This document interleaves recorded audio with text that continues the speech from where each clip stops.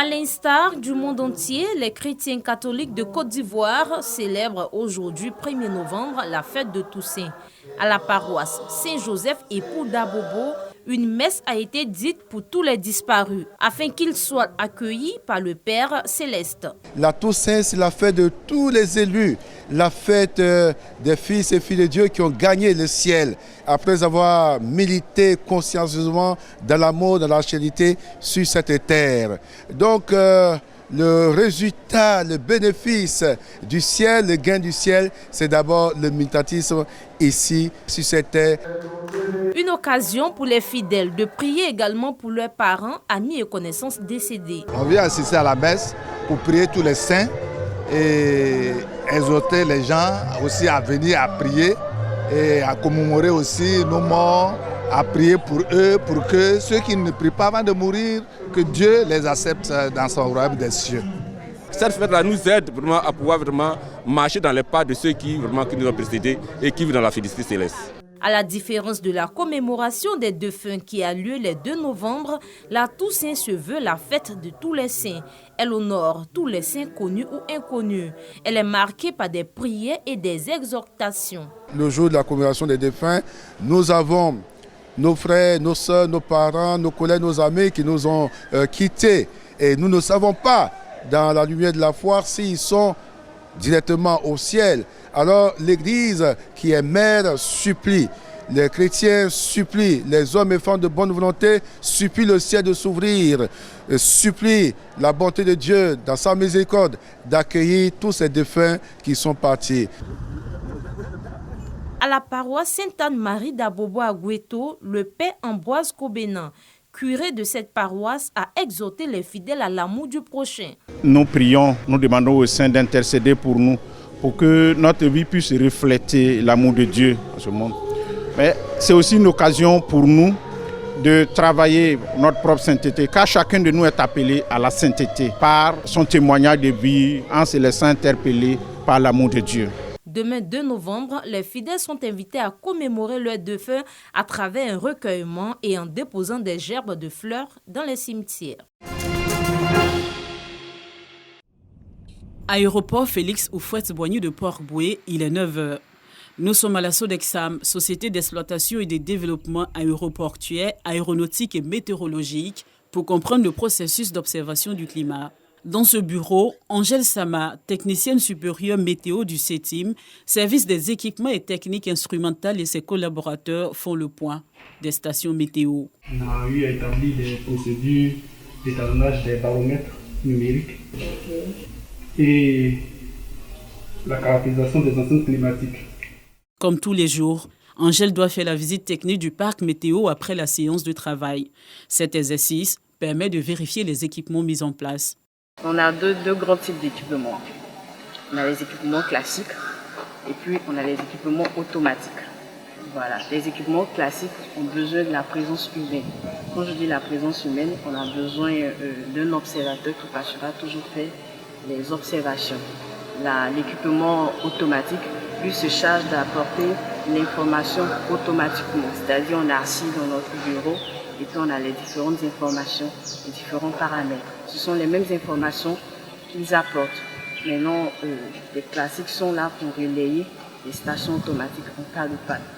La Sodexam dispose de 13 stations météo, 99 stations agrométéo et une centaine de pluviomètres à Abidjan et à l'intérieur du pays. Ce matin, les agents du CETIM accompagnés d'un partenaire équipementier vont sur le terrain pour une intervention.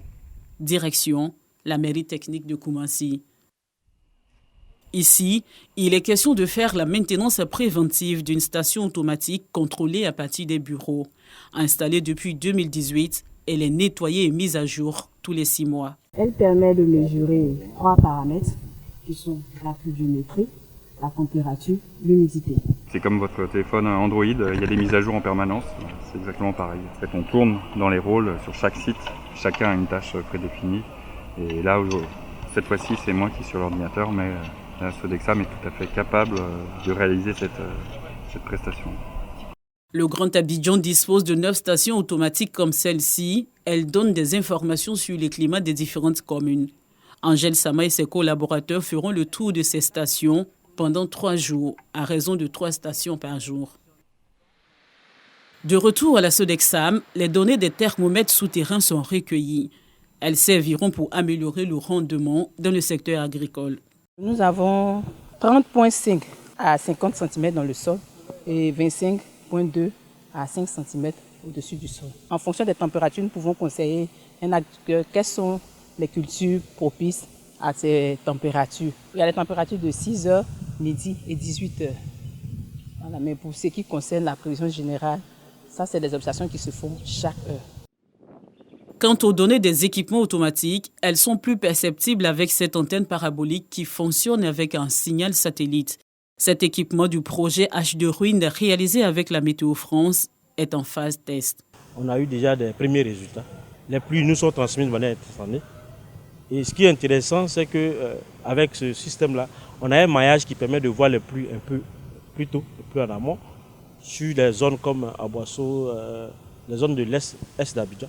Et ce système encore est doté, couplé à un modèle de prévision qui nous permet de faire une projection sur les heures à venir. Toutes les données des différentes stations sont recueillies par les prévisionnistes dans cette salle par la suite, la salle des prévisions.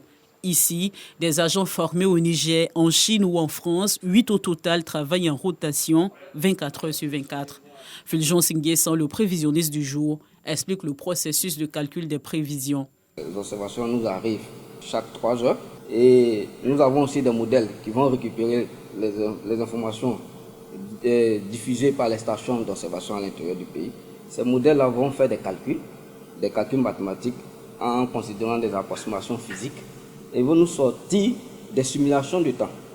Donc c'est avec ces simulations de temps que le prévisionniste du jour analyse et puis fait sa projection pour donner la prévision. Ces prévisions permettront d'éditer des bulletins et lancer les alertes météorologiques. Le bulletin, c'est juste une analyse météorologique, donc tu donnes l'état de l'atmosphère sur des périodes données. Or, l'alerte, elle est très courte. Si la cellule déverse une quantité de pluie à 50 mm de pluie en 12 heures, l'alerte est déclenchée au sein de notre service. Mais le service rencontre des difficultés selon Daouda Konaté, directeur de la météorologie. Des défis qui, une fois relevés, permettront de donner plus de précision dans les prévisions. Nous avons réparti au niveau national un certain nombre d'équipements, mais qui sont insuffisants du fait de la surface du territoire national.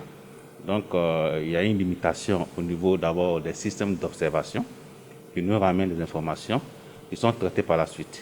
Nous avons besoin des ressources humaines pour pouvoir également permettre de pouvoir capter tous les maillons essentiels du processus de prévision. Aussi avoir accès au calculateur national qui existe en temps réel et H24, puisque nos prévisions sont faites H24. Pour faire face à toutes ces difficultés, un projet de 30 milliards de francs CFA a été élaboré en vue de moderniser et performer les services de la météorologie en Côte d'Ivoire, ce qui va accroître les précisions des prévisions à 95% contre 85% actuellement, qui reste tout de même dans la moyenne mondiale, selon Jean-Louis Moulot, directeur général de la Sodexam. Nous avons entamé la première phase de ce projet, ce vaste projet de modernisation de la météorologie nationale, qui nécessite un investissement de 30 milliards de francs CFA. Nous avons obtenu un prêt de l'AFD pour un montant de 18 milliards de francs CFA. Donc avec le concours de Météo France International, nous allons investir dans les ressources humaines, renforcement des capacités pour être encore plus performants, dans la technologie, bien évidemment. Un transfert de technologie sera fait dans les équipements, puisque je mentionnais l'acquisition d'un radar météorologique, la mise en place également d'un centre d'alerte précoce, qui va nous permettre de mieux anticiper sur les phénomènes climatiques extrêmes, de même que la mise en place d'un centre de maintenance des équipements météorologiques, ce qui n'existe pas en Côte d'Ivoire et dans la sous-région. Depuis le 15 septembre, de grandes quantités de pluie causant des pertes en vie humaine et de nombreux dégâts matériels s'abattent sur le pays pour la petite saison qui court jusqu'à fin novembre. Le vendredi 22 octobre dernier, 6 personnes, dont 2 écoliers, ont perdu la vie et 7 autres ont été blessés lors de ces fortes pluies. Le changement climatique qui s'impose amplifie quant à lui les quantités de pluie en saison et hors saison. Les agents de la Sodexam sont à pied d'œuvre tous les jours pour prévenir et alerter sur les réseaux sociaux, les plateformes et à travers des émissions radio-télévisées en vue de sauver des vies.